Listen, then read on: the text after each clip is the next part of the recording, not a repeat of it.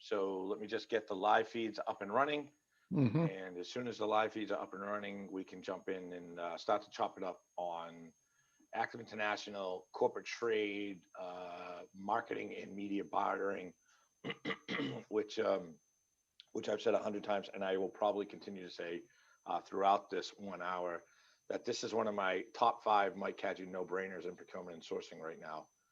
Has been for probably since the day that I met Bob, and continues to be in my top probably three, actually, no-brainers of things people should be doing that don't understand. So just want to double check and make sure we are live on LinkedIn. We are live on LinkedIn. Fantastic. Thank you, Tina. The illustrious Tina from Procurement Foundry that actually runs thing. I'm just the face of it. She's in the background today, making sure that all of the bells and whistles are here. So welcome to the next episode of Procurement Foundry LinkedIn Live, our AMA webinar series with some of our permanent residence partners. As you know, Procurement Foundry, largest, fastest growing organization of procurement and supply chain individuals in the world. Got about almost 5,000 members now, unbelievable, in 115 countries. And this is where we highlight the activities of the permanent resident partners of Procurement Foundry. Bob from Active International. Bob, the first person, and I can say this with all authority, the first person to recognize the value of Procurement Foundry and the community that we're building. Bob jumped in early last year and said, this is an amazing resource. We want to be a part of it. Thanks to Bob and the team at Act International. Bob, thanks so much for being with us today. I really appreciate it. Well, it's good to be here, Mike. Thanks for having me. And yeah, when you and I first met, I remember saying to you, wait a second, there's a consolidated group of procurement people. That's exactly what we need. Yeah. And, we'll get into that today, but it's great to be here. Thank you so much. A little bit of housekeeping really quickly. So we've got the live studio audience in here inside of Zoom. We've also got the live stream up on LinkedIn. We'll be taking phone call. Sorry, not phone calls. We're not a dial-in talk show radio.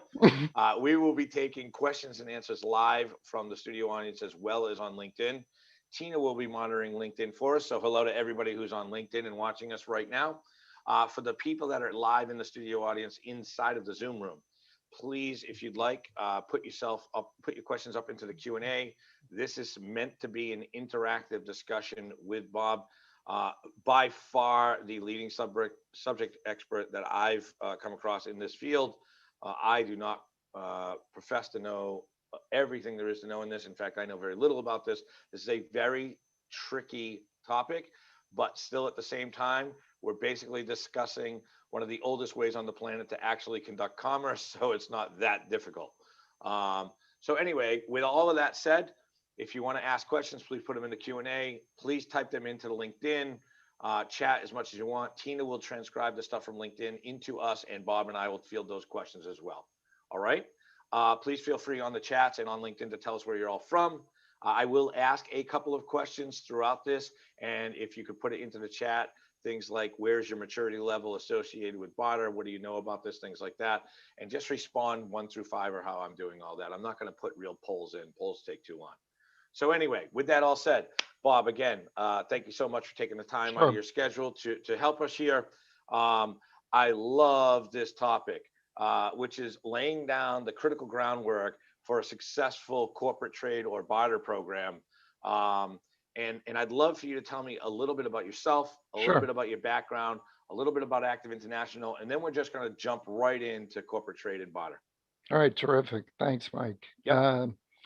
So I head up the client management department at Active, which is a terrific team of people whose job it is to retain and delight clients. And we'll get into a little bit more about the specifics of what they do, what we do. I've been with Active 12 years. Prior to that, I worked in the agency business, which is really where I first learned about barter and first heard about it. This is not where I expected to wind up, but I am delighted to be with Active. So Active, the company, has been around for 30 plus years and, was largely founded by our owners who are still very much involved, Alan Elkin and Art Wagner. Is largely founded on the premise that we can make barter better. There were companies who were doing this at that time, and Alan and Art felt that, hey, if we really build a better rapport with the media community, if we make investments and put our capital into the media community, we're going to be able to service clients better. And that's what's made Active successful. We are 450 people globally, where we have offices in about 13 countries. We had gross billing last year of about 1.7 billion. So when you look at the media that Active buys, we're up there with some of the agency holding groups. Yeah, those are amazing numbers, and I don't know that we've ever actually discussed that. I didn't realize that that there was that much going through your organization, and you guys are independent, right? You're an independent industry player. In a lot of places, I know I came out of Publicis Group as an agency and a marketing guy. I was on the operations side. I'm not a marketing guy by trade. I'll throw that right out there. But a lot of those holding companies actually do some of this work, but it's affiliated with the holding company, which gets kind of clunky and kludgy. There's a lot of side action stuff that happens there. I love the fact, and one of the reasons that drew me to you originally when we first started talking about this last year was the fact that you're independent.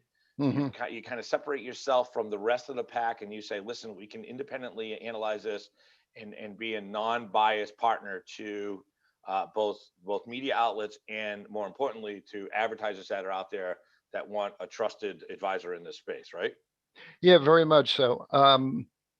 Independent, well, sort of the evolution of the industry is an interesting thing to look at, because when I first came in contact with the Barter company and it was Active, I was working at an agency, and the media folks came. I was running a big account, and the media folks came running into me and said, we just heard the client did a barter deal. And it immediately went to, how can we stop this? It immediately went to, we don't want to give up control. So there was a lot of condemnation before any sort of knowledge as to what it was. And I participated in that, quite frankly. But most agencies didn't understand what corporate trade and barter was. So what they did was run some resistance, and that was kind of the way it was until you get to the 80s, 90s, and a lot of the holding companies decided, what, this is good business. Let's build out a company. So you had a lot of our competitors pop up. Yeah, I mean, listen, I completely echo that. I think it's amazing business, and one of the things I hear a lot inside of our community is people who there's a massive push inside of procurement, inside of corporations, inside of corporate procurement departments to go from tactical to strategic thought processes, right? You've got a legacy industry that's, for better or worse, depicted as paper pushers who are cutting POs for goods and services and not really strategic thinkers about the larger picture that's taking place. I know we're going to touch base on that a little bit more. Sure. This falls right into what we talk about all the time inside of the Procurement Foundry, which is expanding your capabilities to be able to think strategically on multiple dimensions about different aspects of the business. And correct me if I'm wrong, but this is a great place for somebody inside of corporate procurement to look uber smart by solving a problem with the chief marketing officer and potentially some other organizations inside of the company and fixing two problems at once, which we don't get a lot of opportunities to do. Sure. So you're touching on something that's very important. It is a unique executive, be it in finance, be it in procurement, be it in marketing, who looks at barter for the first time and says, hey, that's something I really want to do. There are people who are innovative and want to investigate this. More often than not, though, we do deal with folks who are sort of like, I'm not quite sure how this works. I don't know how to test it. So I'm going to, look for other solutions. But there are people, probably some listening today, who really made a name for themselves by deploying corporate trade and barter, but making it work and making it accountable. Yeah, absolutely. So listen, let's just jump right Yeah. in. Mhm. I want you to talk to me, and I do this a lot and I'll throw myself. This is on the why we sword. like each other. Yeah, I throw myself on the sword when I don't know what I don't know, and so I need you to talk to me like I'm a 5-year-old. Explain Okay. to me what barter Corporate trade. is Yeah. in corporate trade. Mhm. I love the idea of rebranding barter, because now that since I've met you, I've been talking barter for the last 6 or 8 months with people inside of my community, and it seems to have a stigmatism around it, right? But Mhm. I love the idea of rebranding corporate trade. I Sure. was in the seafood industry when there was this really ugly fish down in Costa Rica called wolffish that nobody could sell. It immediately became Chilean sea bass and became the hottest item on the menu in Manhattan, right? Right. So I think I think barter Yeah. goes through this metamorphosis, goes from a caterpillar to a butterfly under corporate trade. Tell Sure. me, tell the audience, tell the people who are listening, tell the people inside of Procurement Foundry, a lot of people who are hearing this for the first time. What is this, Bob? Yeah, sure. So, I think terminology is important, and it's important to look at the word barter and to look at the word corporate trade. For our purposes, they are used interchangeably. And yes, corporate trade evolved from barter as a dressed up term because barters seem to have this baggage.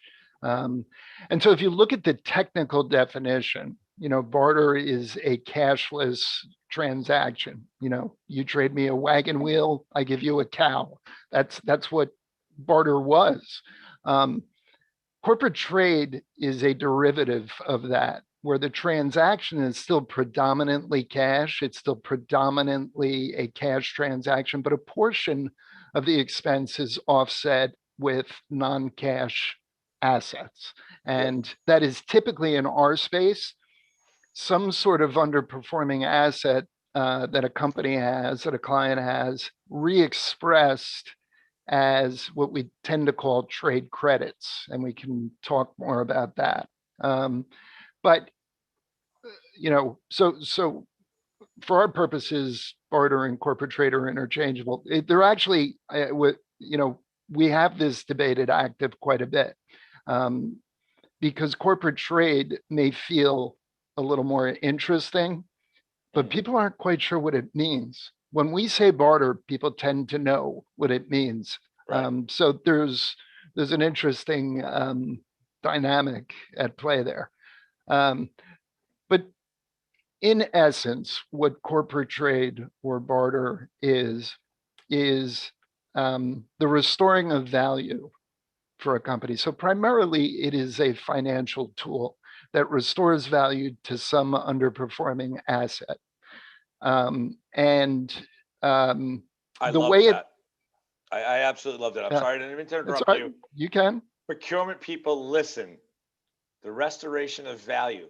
We are all about attempting to show people inside a corporate universe that procurement and supply chain people add value every day. And if you can use this to restore value, that to me is a beautiful thread inside of the fabric. Sorry, Yes. didn't mean to. No, that's all right. That's all right. But I But love it. I wrote it down. I'm going to quote you on it, and I'm going to jam it out on LinkedIn. So thank you. Sure. So what's unique about barter, I'm just going to call it barter for the rest of this. That's cool. So, because every time I say it both ways, it's unnecessary. the way that that payment is made, that overpayment or that restoring of value, is by using some operating costs that you are already going to be spending money on anyway. So it takes something like, and it's typically media. It's probably 85% media. There's most corporate trade barter companies have, travel and freight and other areas, but it's largely a media play.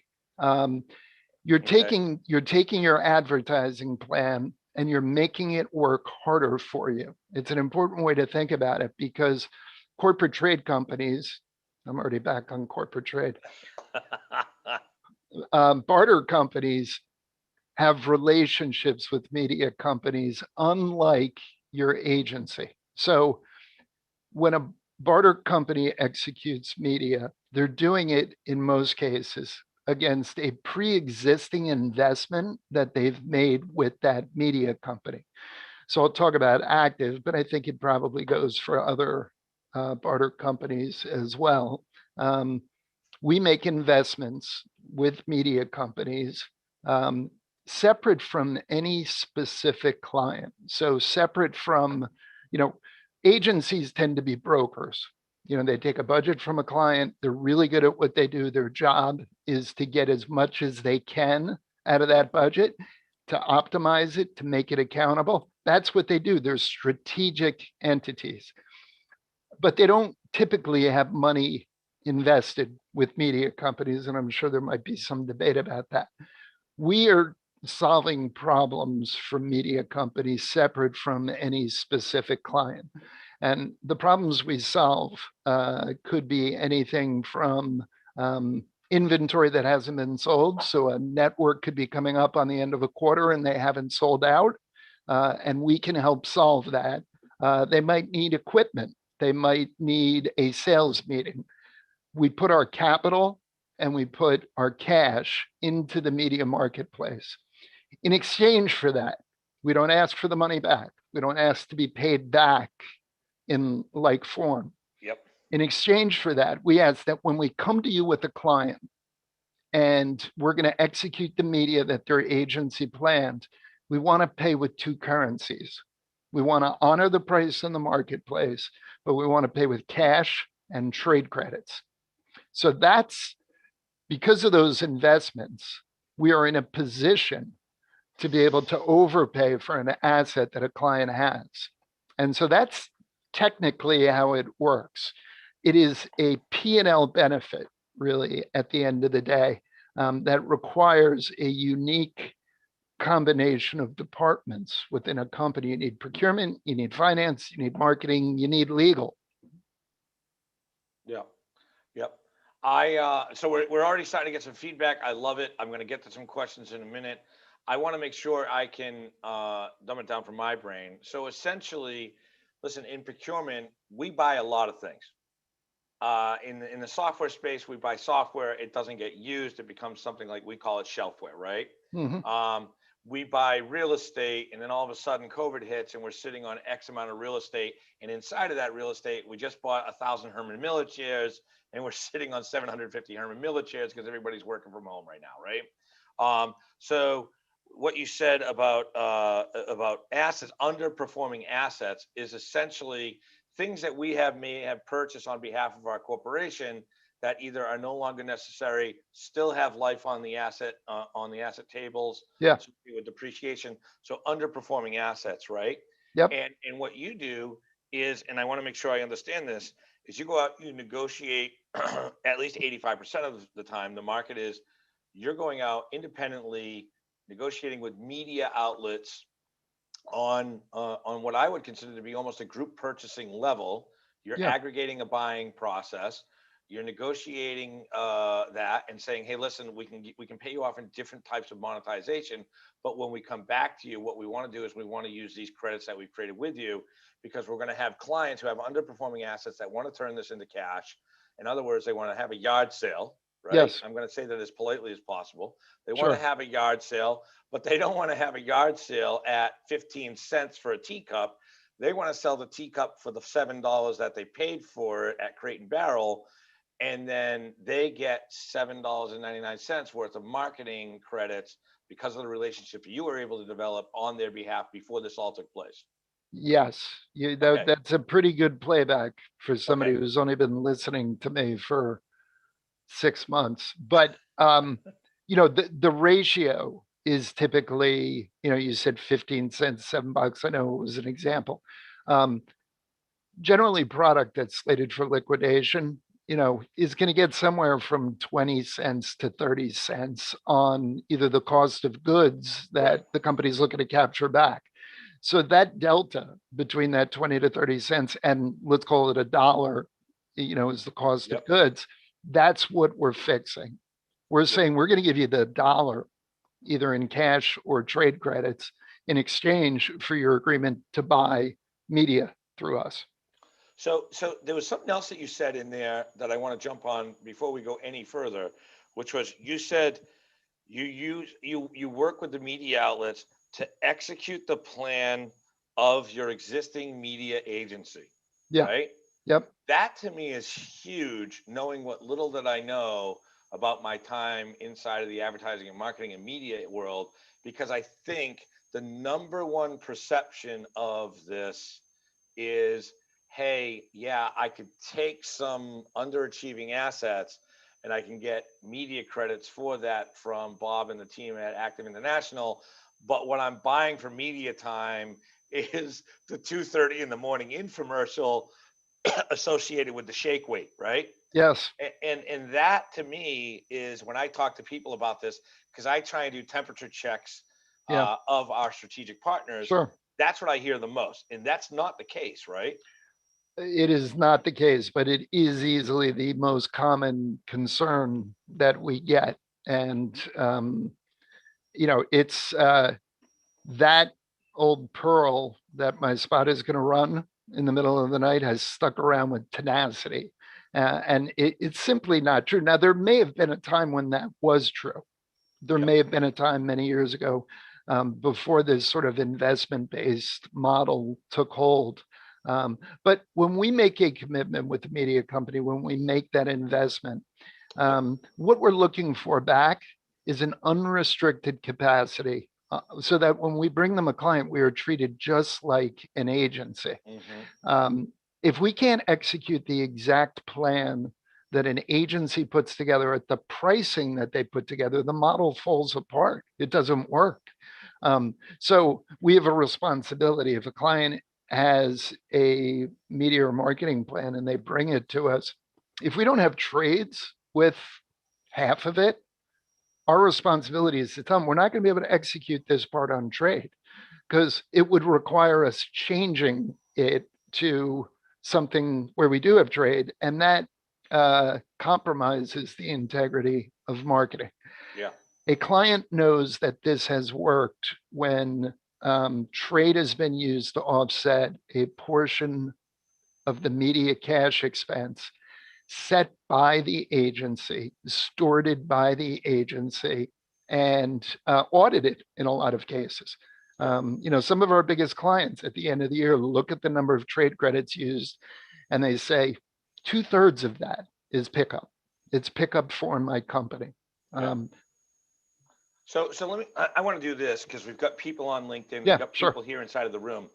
I want to take an informal poll right now. Jump into the chat if you're in the room, and if you're on LinkedIn, I'd like to get some answers for you. I want to see the responses while Bob and I continue to talk. On a scale of 1 to 5, 1 being I don't know how to spell the word Barter, and 5, I'm fully plugged into the matrix and liquidating all of my available underperforming assets on a regular basis and converting them, and my chief marketing officer is dipping me in bronze at the every year. Where are you on a scale of 1 to 5 in knowledge and usage in the Barter business? I'm interested to see from the people listening and watching right now where everybody's at. Awesome. So this is ringing true for me. I'm seeing ones. I got somebody who's Peter's saying he's got a 4. Congratulations, Peter. You're the Jedi in the room right now. Peter's asked a couple great questions. We have plans to touch on both of those topics. I don't want Peter to think we're ignoring him. He wants to talk a little bit about how to approach the fact that he needs to give real answers to marketing senior leadership in order to push this through, because they tend to be the #1 people who are opposing this when procurement shows it up. And then also what type of what in the line of the Chilean sea bass comment, thank you for that. What is the best underperforming assets? What work best in these types of scenarios? We'll get to both of those questions because Peter is 3 rungs down the ladder as I appreciate that.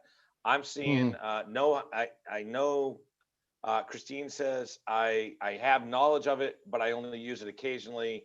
I'm a #3 on the concept. I'm a #1 on the usage. So hopefully coming out of COVID, you're thinking about using this more and more because of what we're talking about today. So Bob, really quick, because we're already halfway through our hour, which is amazing to me. Okay, best one, and I'm going to jump on this right now. Sure. How does Active get paid on this thing? Sure. Let's just Wait a sec. Let's get the 800-pound gorilla out of the. How do you get paid on this? We're not. Yeah. I mean, the notion that we're not for profit should be dispelled. It's a good idea. Yeah. We are a for-profit company. So the primary source of revenue or profit to a corporate trade company is when we give you trade credits for an asset, we take that asset and sell it. So we've given you trade credits. The cash we get in against that asset is profit. That is the fuel that drives the engine. Now, every deal is different. There are deals where the asset is got strong value and the media spread that we have against the plan that a client has is thin. And we look at both parts of it in every transaction. And that is where our revenue comes from. How big is the market on this thing, Bob? Like, listen, there's, procurement people, and I'm sure you know this from our talks, we believe everything is negotiable, right? Everything. Yep. I mean, I'm negotiating parking spaces when I drive up to the supermarket now because that's just what I do. It's dyed in the fabric. So for me, how much of what I'm playing with on corporate expenses, on indirect related spending, how much of this is in play in a Barter experience, in your opinion? Oh, it's so hard to say. Look, the limitations of a barter, the capacity for a barter relationship are what products and services does the barter company offer? How much of the media plan can they execute? Do they have a travel department? Do they have a retail department? Do they have freight and logistics? So, when you think about how big this can be, there's a tendency, I think, to look at the asset side and say, well, we've got all these assets. This could be limitless. That is part of it. And when I say assets, I mean underperforming assets, things you want to trade. The real cap on the size of this is the operating expenses that a barter company can help you place with trade. So that is where any sort of limitation comes in. So it's less about, we have clients who say, I've got tons of assets to trade, but their marketing and operating cost profile is not, doesn't scale with that appetite. So you could wind up with a client sitting on a lot of trade credits that they can't use because they simply don't have the scale to do that. So we try and make sure that those two things work together. Yeah. But the addressable market is a really interesting question. I think, I think most of sort of what I'll call the Fortune 100 companies who spend a lot of money on marketing are either working with a barter company or have worked with a barter company. They're familiar. They understand. Yeah. It's the tail after that, I think, where things tend to get a little more interesting and where education is key. Yeah. Great point on the education thing. And that's my next question. It's fantastic talking to you because I don't have to look at my list of questions that I kind of thought in. Yeah. You're just running through them for me. Education versus perception. What's your largest barrier to your conversations with your client population? Well, the client population is different than the prospect population. The client population, we have clients who will give referrals and references, all the time. So our clients tend to be bought into what we do unless they're new to the relationship, in which case we have to do some education. The actual perception in the marketplace, I think, among agencies and companies is a little bit different. And I'm always reminded of the expression that, bad news is halfway around the world, while good news is still putting its shoes on. Right. And that is a little bit about what goes on with Barter. There is a little bit of this legacy that it's mysterious, and so as we said earlier, it kind of requires an interesting sort of person who wants to advocate for something that could expose them to not looking good. So that perception issue, depending on who you talk to, you're going to get people who will say, oh, I do it everywhere I go. It is the best kept secret, in the industry. The perception, the sort of the condemnation prior to investigation, it's pretty common.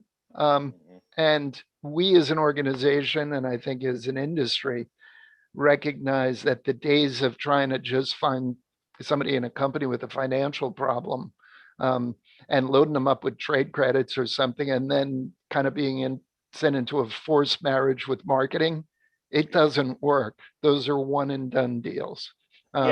We are now selling as much to marketing as we are procurement and finance. Let's talk about that a little bit, because Peter inside of the room says financial controllers and CMOs and financial controllers are often reluctant to do this, citing it's more for companies with distressed assets and not so much for Fortune 100 companies. We in procurement have been excited at the value. We understand it. How do we approach this and give real answers to these concerns or these perceived roadblocks? So what was the concern again? I didn't see the question. It says finance controllers and CMOs are often reluctant to do this, citing it's more for companies with distressed assets. Oh, gotcha. Right? Yeah. Yep. So how do we approach this and give them real answers? How do we convince the people that what we see as value as procurement and supply, because we're in sourcing every day. Yeah. And this is a creative sourcing mechanism for us. It's just, hey, I want to take Herman Miller chairs that we're not using, and I want to buy media buy because the CMO asked me to go negotiate. And I can go hammer another deal with my media buying company. Yep. Or I can get rid of one problem in facilities. I get rid of the storage fees. I get rid of the chairs, and I give credits to my CMO. Sure. How do I approach this and give them well, the proper well, I think I would first, Fortune 100 companies do tend to have distressed assets. They do tend to have slow moving product. Again, it depends on the category.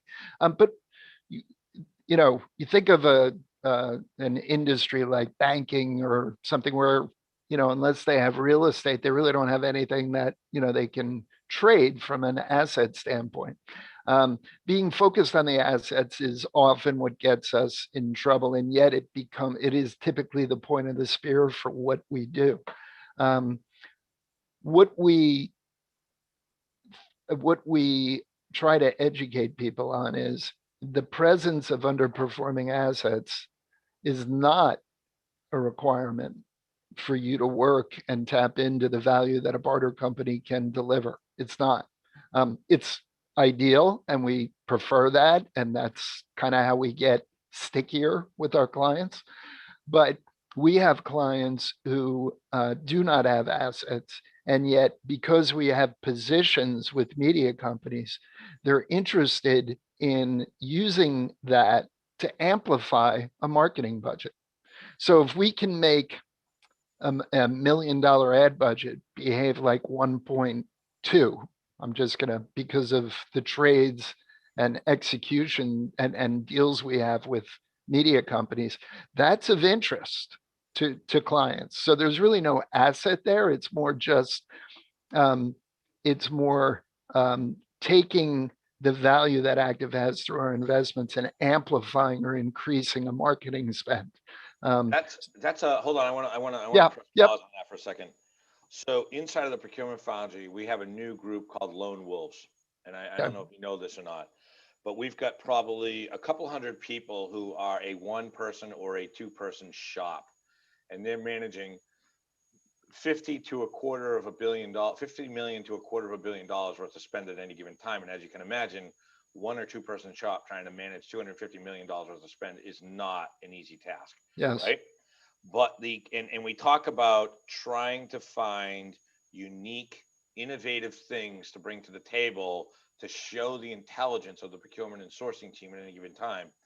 And so the fact that, yes, I can take distress assets and then push them into the marketplace, and you can help me displace that and turn, curdled milk into butter. That's really interesting to me, because Sure. that's hey, I'm a professional shopper, man. I mean, that's what I do, right? Yeah, right. If I can do that on the regular and look like a hero to some other people, that's great. Yep. But if you're telling me that I don't even need curdled milk to make butter, and I can, through your programs, amplify and get essentially $1.1 million, $1.15 million worth of coverage on $1 million worth of exposure. I mean, so here's the thing.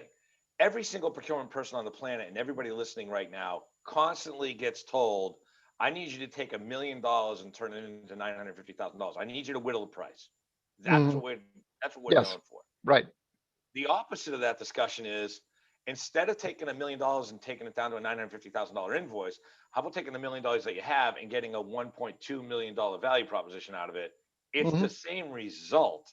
Yes. Positioned a different way, right? Absolutely. So the fact that our folks could actually do that I think that's a whole nother perception issue. Sure. Right?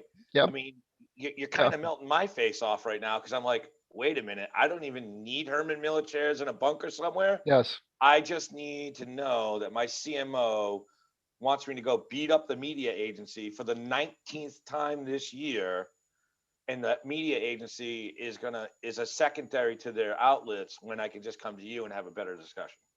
Exactly. And so this always generates a conversation about what I'll call discounting. One of the perception issues with corporate trade and barter is that what a barter company does is they take a client's media plan and they go to the media community and they beat them up to lower the price so they can apply the trade credits. That may work and probably does in some cases, but it is not a restorative value proposition. Right. We are adamant at Active that we don't set marketplace pricing for media. That is set by your agency and by your history and legacy pricing that you've had. Our job is to pay for it differently. It's such an important distinction. Our media partners wouldn't trade with us if we took what we do for them and used it as an opportunity to reduce price. So suddenly we're playing with the media marketplace, and that's not going to go well. So we're paying with different currencies, and it's an important distinction here. And it's why I talked about amplifying a marketing plan as opposed to saying, hey, that $1 million plan I can get you for 900,000. Yeah, we could. It just would not, it wouldn't help our relationship. And so we try to avoid that. And the thing that most people who have been doing this long enough in my seat have realized is there's only so much you can whittle off the stick, right? Yeah. I mean, you can't go back to every one of your major providers and ask for a 10% discount every year, because at some point they're going to be, no, there's nothing left. And the problem with that is, in doing that, naturally services start to drop, right? Yep. I mean, the classic case is, hey, I can negotiate my black car and ground transportation services down to nothing, but you're not going to get a licensed driver and you're not going to get a black car. You're going to get somebody in a Honda Accord picking you up outside of 1675 Broadway, right? So you got to be real careful about how far down the rabbit hole you go with these negotiations. Sure. I love the idea of flipping this on the head and saying, hey, listen, I mean, this is a win-win situation for somebody in my position as a procurement person, which is I want to go to the vendor and say, listen, I'm not going to ask you to reduce your price this year. What I'm going to ask you to do is I'm going to work with you to provide me a little bit more value than I got last year. Yes. And that's really, really interesting for me. And by the way, I may have some trade credits because I'm working with a partner who has helped me to alleviate some of my underperforming assets, which I love that. Probably going to get that tattooed somewhere soon, right? And I want to leverage some underperforming assets. Is there a way for me to blend this all together? Like, can I come to you with some underperforming assets and some flexibility on the front? And so this kind of connects to the larger issue of how a corporate trade program gets launched. And, the old way of doing things and the way a lot of companies still do it is they get a 3-time multiple in payment and they drop it to the bottom line. And the company has a pickup and everybody else is executing as good corporate citizens, which is fine because it benefited the company. We are finding more and more that sharing some of the benefit with the marketing team is key to getting them engaged and involved. So yes, depending on how you want to account for a transaction, depending on how you want the money to flow, depending on what your auditors want and would allow you to do, there's a number of different ways to craft it. And we encourage our clients to look for ways to benefit marketing other than I just have to use these trade credits and hope that nothing goes wrong, which is often an ingoing thought. And they've got their agencies saying, you don't want to do this. And so that carrot is very important, I think. And as I said before, the education of the marketing teams, without it, we're dead. I'm curious there. Why are the agencies saying that? Why are the agencies? Because that's going to be a hurdle, right? You're going to come in, you're going to walk in as a chief procurement officer to somebody who's, and I also want to touch base on some hot spots in here as well. But I want to understand that pretty well. Why are the agencies saying that? Is it because they're losing the revenue proposition of the fact that they're attempting to negotiate aggregating buying and they're holding that value in their books? Well, I can tell you from my own experience that the loss of control and the concern with what that was going to look like when you're desperately trying to keep a client, keep them happy, and suddenly there's this party involved that you've now, so I'm looking at it from their standpoint. Yeah. Suddenly there's this party involved and you're looking at them and you're going, I don't know what you do or how you do this, but suddenly your performance could impact my livelihood directly or indirectly. So there's a little bit of that. And that's a fair concern, which is why we try to treat agencies as an extension of our client, make it clear to them that we're not here to replace you. We're an executional arm. What you do, we can't do. What we do, you can't do. And that's an important distinction. But there is the territoriality as well. There is the aggregation of spend. And that does get, that can get murky in terms of, an agency wanting to protect that. And so that's fair, right? That's fair. I mean, like you said, that's what they do. You're not going to put together a media plan. You're not going to understand brand dynamics and demographics and where it needs to go.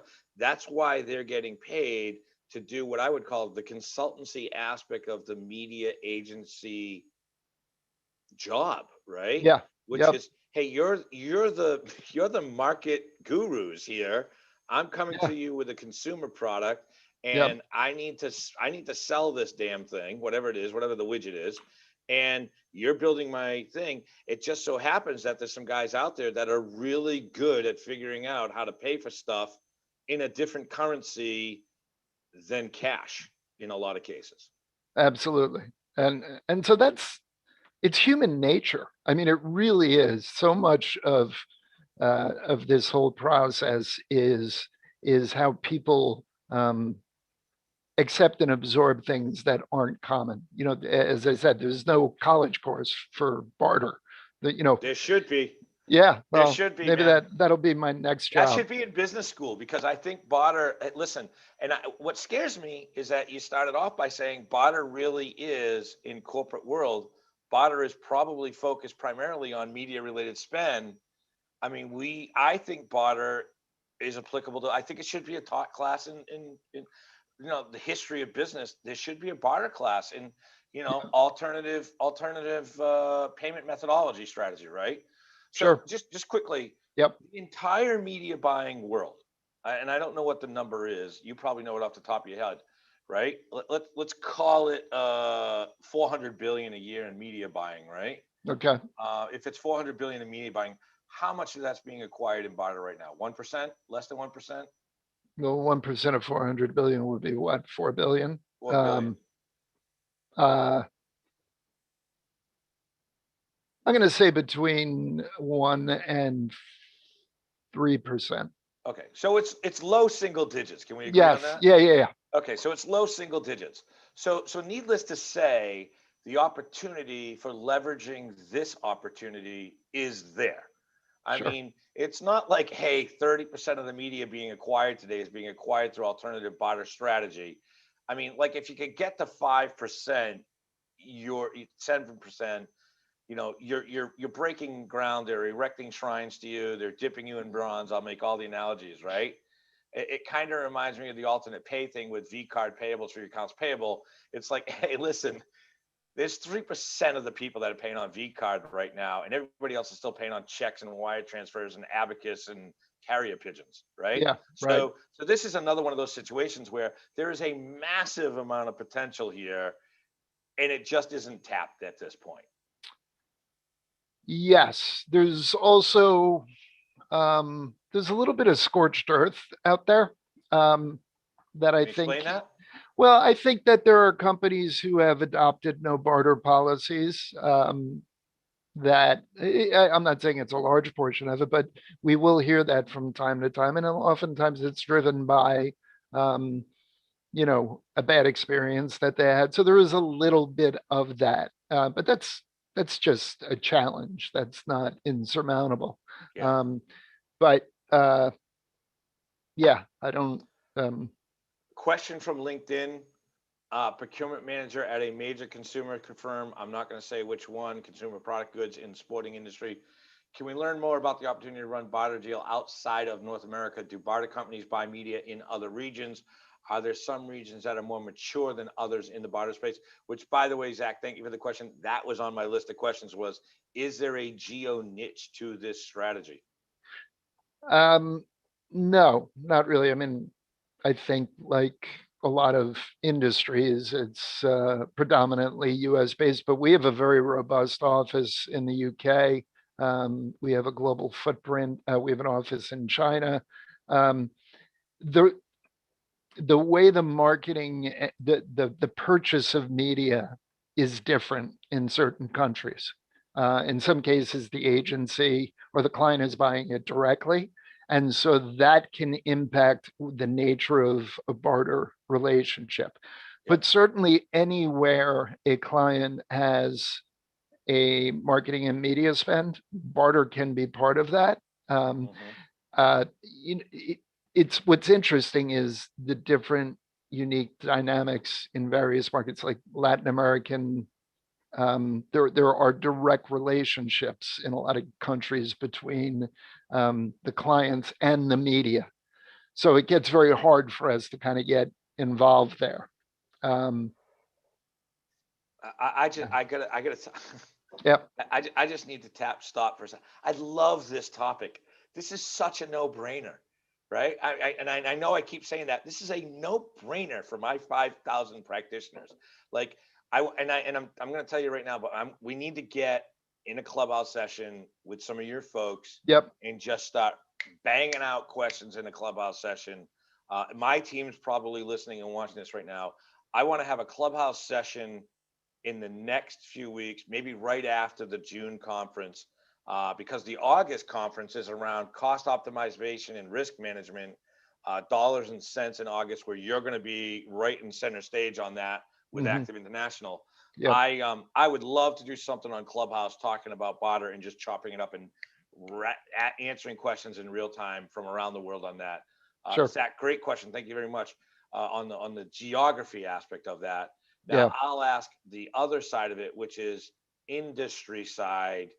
Are there specific niches in industries where, okay, we described that it's not necessarily a geography breakdown, but are there certain industries where this performs better?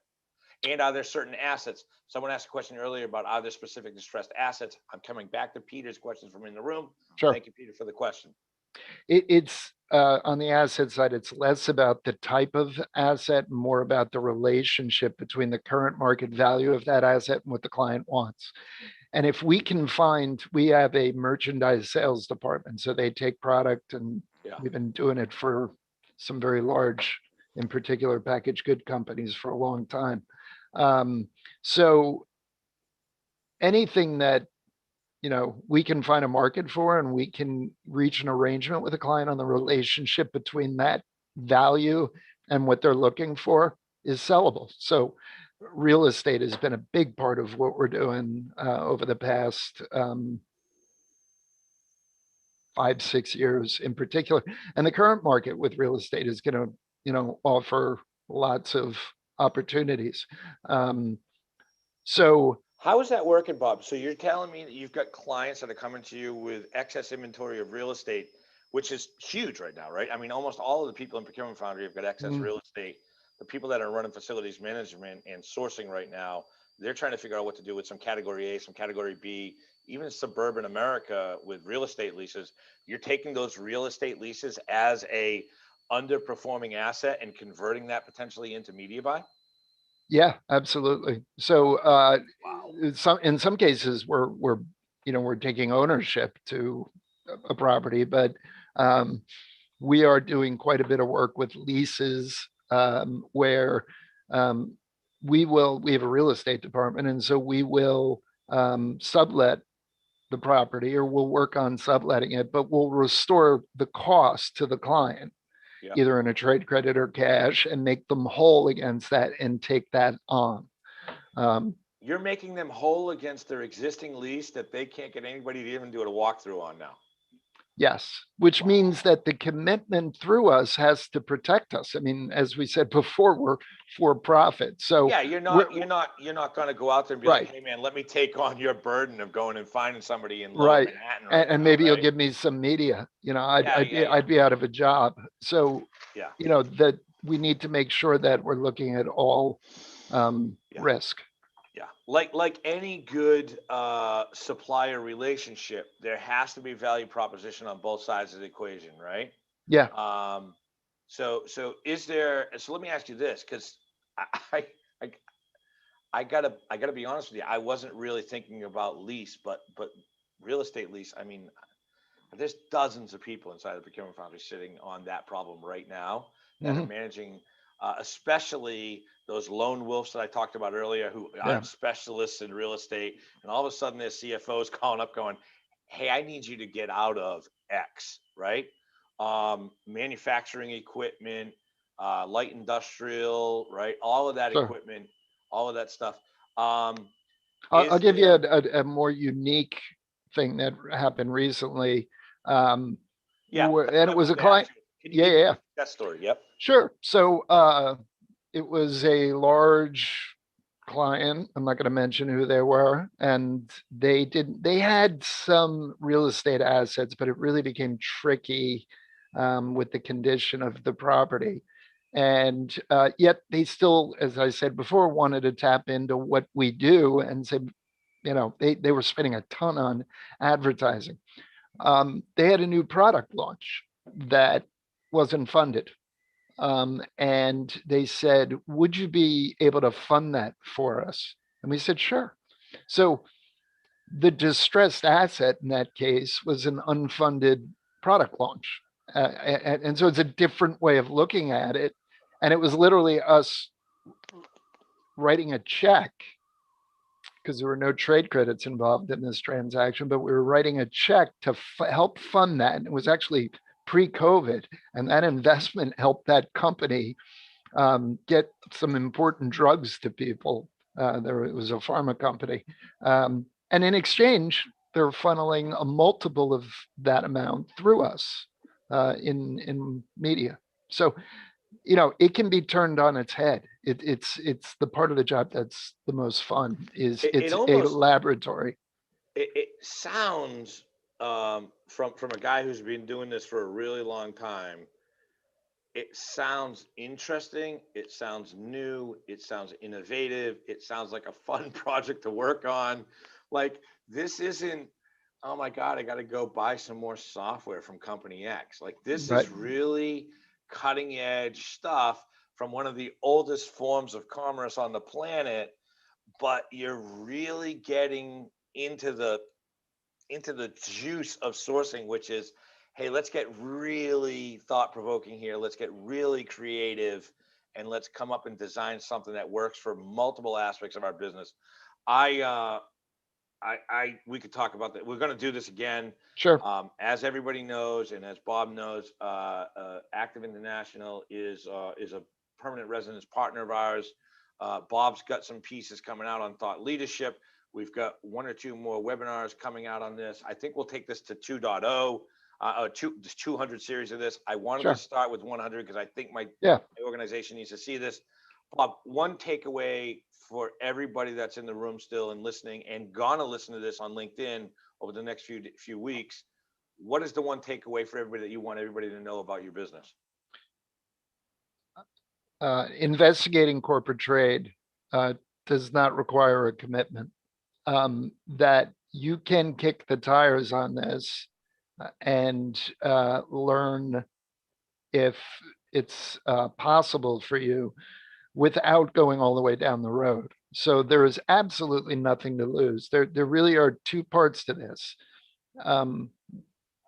Looking at your marketing and media plan and having a Barter company look at it and just tell you after signing an NDA, hey, we trade against half of this. We could get a lower cash cost against half of this. How do we want to do this? So that aspect of it is so simple. And what's important is that you understand, our industry is unfortunately filled with a lot of promises about cash trade blends and things like that without any media plan review. And we've walked away from potential business because we didn't have a plan to look at. And we can't make a commitment that we can buy something on trade until we've looked at the plan. So I would also say beware of offers without a media plan. Yeah. I love the fact that what you said is you're willing to come in under non-disclosure, work with the procurement team and work with the marketing team to see what their media plan is, see who's in the media mix, and see who you have active relationships with that you can then go to and go, hey, listen, I can do something here with you, or I can't. And it's a simple process, right? That's not a 6-month engagement. How long does that usually take? I mean, the lifespan of a deal is 6 months is a pretty fair. I mean, the initial what I just talked about. Of you you do that in a week and a half. Do that in a week and a half, and you can decide at that point whether or not you want to move forward. And you offer that to your clients or prospects without cost? Sure. The media plan review is okay. Yeah, but there's a lot of proprietary protection with that, where the agency wants to, will say, hey, we don't want to share our rates, but the rates belong to the client. That's such a critical part, right? Yes. That's the takeaway right there. If you are managing a category of spend associated with marketing and advertising, and you are negotiating with your media agencies, those rates are your property, not theirs. So you should not feel guilty asking for your media rates to be able to do a non-impactful free analysis of market to find out whether or not this fits for you. And if you're not doing it, I'm going to preach it from the hilltop on this one. Last time, This is top 3 no-brainer for Mike Cadieux and Procurement Foundry. Bob, thanks so much for coming on Sure. today. Yeah, thanks for Really having me, Mike. appreciate it. It was really good to be here. Look forward to more engagement like this. And how do people get in touch with you? Just curious, in case they want to. Um, Well, wow, first I things have first, so many options. I'm Yeah. like, my head's gonna explode. You they want can my, reach out through Procurement Foundry in the channel. You guys have sure, a channel inside of Procurement I'm, Foundry. yes, I'm on LinkedIn and, you know, Bob.Pankuck, I think it's spelled here, Pankuck at activeinternational.com. Great. All right, right. everybody. Thank you so much. I got to wrap. We're at All an right. hour. Thank you, Bob. Thanks. Appreciate Thanks it. for the questions, Thanks, everyone. everybody. Talk to you later. Okay. Bye. Bye-bye.